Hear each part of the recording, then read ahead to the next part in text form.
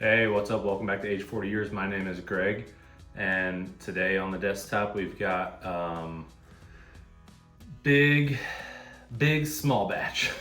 So it's a 1 liter version of the Kirkland small batch bourbon.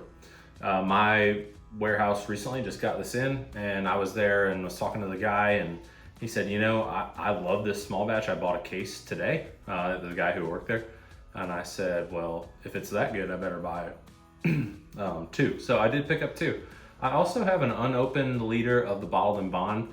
I might go ahead and do a comparison of the two, maybe like blind them at some point and share those results. But listen, Kirkland whiskey, I thought might be a good opportunity to see what we think and give it a go. I'm also not under the impression that this is made by Kirkland, of course, right? So it's contract distilled. And they're pretty transparent about it. So on the bottle it says bottled or distilled and bottled by Barton 1792 Distillery, Bardstown, Kentucky. So 1792, everybody knows them very well. They make small batch, single barrel, barrel proof or barrel strength, the sweet wheat, bottled and bond, the 12-year. Never found the 12-year. I've tried it, but. Same mash bill as what's in here. Now what they do at the blend to make the small batch, I'm sure that there's some differences there, but this is a 92 proof product. I don't have the 1792 that I can compare it against per se, but what I think I'll do is throw this in a blind with, I do have the single barrel, the bottled and bond, the full proof or barrel strength, whatever they call it, I can't remember. It's the black label one.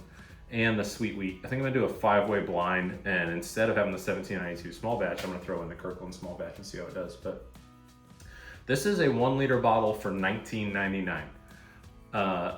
It does not, I don't think it's trying to be some super rare, incredibly awesome whiskey, but hey, look, for $19.99, we either have a cheap sipper, a cheap drain pour, or a cheap mixer. So what we're gonna find out today is which of those it is. So I'm gonna go ahead and give it a go and get started with the nose. It's been a minute since I've done one of these videos. We've been really busy, a lot of busy weekends and things, but I obviously just forgot to do the like and subscribe. Today we're gonna put it up in the top right. Just move that thing around and see if anybody see which one generates the most interest. We've been pretty stagnant on subscribers, and that's all right. I'm not doing this very often to really worry about it, but we'll put it up in the top right. I even forgot about it. The color on this is pretty light. Now, on the back of this bottle, it says Kirkland Signature Small Batch Kentucky Straight Bourbon Whiskey is enjoyably smooth with its notes of oak and rye spice, accented by vanilla and caramel. These notes grew? Oh, I think I just have a little misprint on there. These notes grow and meld together, ending in a sweet, lingering finish. So again, 92 proof. The color is real light. That's kind of interesting. So we'll see what we get here. So the nose, I tend to agree, pretty oaky. So it says oak and rye spice. I don't know that I get the rye in there that much. I do get some cherry, some oak, and some dusty kind of peanut flavor. Almost like 1792 to me, now this is just me, has kind of that peanutty, dusty flavor, but in a better way than what I feel like Jim Beam does, just my profile. But similar vein, right? So, I do get that here. It is, without a doubt, 1792 product. I'm curious though what they do differently on that blend. But the nose, I get a little cherry, definitely heavy oak, and it's not very complex. I wouldn't say there's a lot going on that nose. Not overpowering on the proof. It's 92 proof, so not overpowering. Be interesting how this compares against the 100 proof bottle of Bond Kirkland, which I believe was also made by 1792. Probably a close mirror to the 1792 bottle of Bond. Let's give it a taste.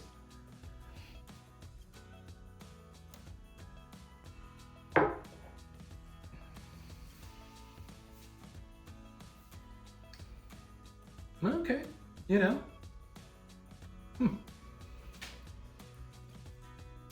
We're kind of experiencing the palate and the finish all together here, just because that surprised me more than I anticipated. That is a better, more complete profile on the palate than it is on the nose. There's a lot more going on there. The oak comes through, the dustiness comes through, but then you get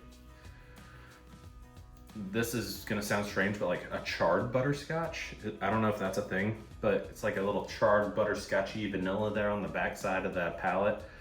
And then I will say the finish is better than I anticipated. It holds on pretty good for a 92 proof, but it's also sweet on the finish. And it does say, ending in a sweet lingering finish. Based on the nose and the palate, I wouldn't have guessed that, but it is sweeter on the finish. Let's go ahead and try it again, just to get a full profile of this. And this bottle's huge. A 1 liter bottle, pretty great. This, for those that are interested, it does say it is batch number 1124. So if your Costco has the same one, and this review sounds good to you, give it a go. Now, is this blowing my socks off? No, I'm not even wearing socks. But what it is doing is impressing me for the price point and the volume, right? So 1 liter for $19.99, that's doing a pretty good job right there. I think we could put that in the rotation, certainly for a mixer. This is definitely not a drain pour, but certainly for a mixer. Let's try and get some more flavors out of this.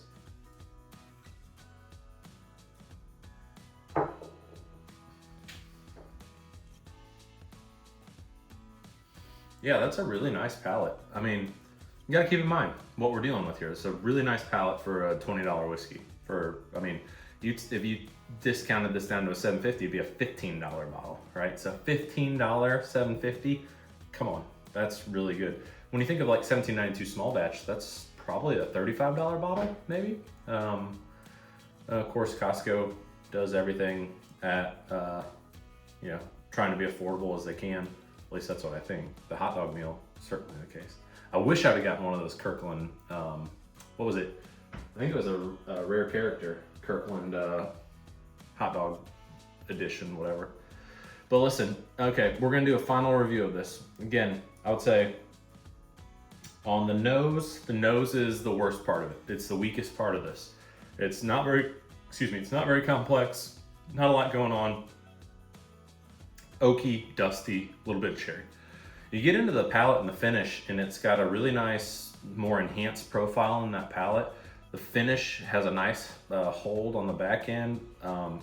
Maybe that's where I'm getting some of that rye spice on the back, but I don't get any of that standard like spearmint that you get on like a rye. I mean, this isn't a rye, but overall, $19, $19.99, call it $20. This kind of math that I argue with my wife about. It's like, if it's $19.99, it is not $19. It's 20 plus, but she doesn't care. That's an argument I lose every time. And, we'll call this a $19 whiskey, just in shout out to her. But, I think $20, I'm glad I have 2 of them. That's, I know they'll sell out real fast just because it's a really affordable product. Great mixer. That would be a great mixer, especially with that finish. I would say, in the vein of the reviews that I do that are short form, that this one is certainly a sip on the nose, which means that it's just kind of standard, right? On the palate and finish, I'd say it's a savor and a savor. I don't think it's a secure, even though I bought 2. It's not like a rush out and get it type of thing, other than the affordability. The affordability is insane on this product. But the actual how good the liquid is and the palate and finish are, I think is a savor and a savor. So a sip, savor, savor. Shout out to Kirkland, shout out to 1792. I think 1792 really flies under the radar. We're gonna go ahead and throw this in that blind with 4 other 1792 products and see what happens. And hey, good stuff here for $20. That's pretty great. Don't have to be worried about drinking this one. With that, I remind you, please always drink responsibly. And as always, cheers.